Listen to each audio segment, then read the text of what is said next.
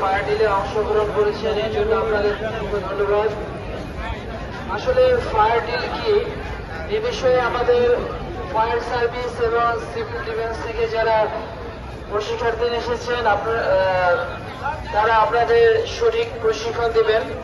তবে আমি যতটুকু জানি যে ফায়ার ডিল হচ্ছে একটি বাস্তবমুখী অগ্নি প্রশিক্ষণ মহড়া।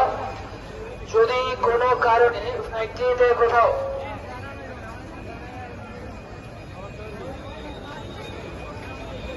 হ্যালো, এই ইচ্ছাটা কিন্তু কিছুটা কম লক্ষ্য করা গেল।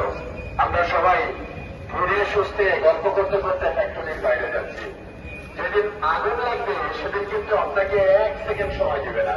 আর আজকে যদি আপনি অবহেলা করেন তাহলে সেদিন যে বিপদ আপনার হবে সেই বিপদের দায় আপনার উপরে যাবে।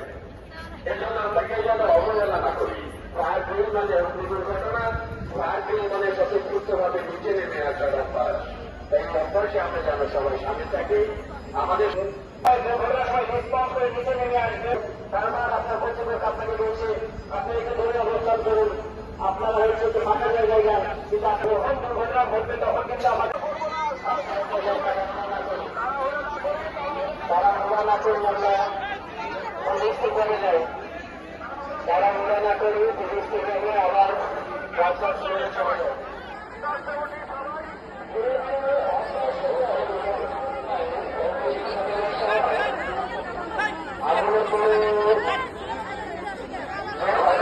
তার চেয়ে বড় কথা কিন্তু তার কিছু কষ্ট হয়ে যায়।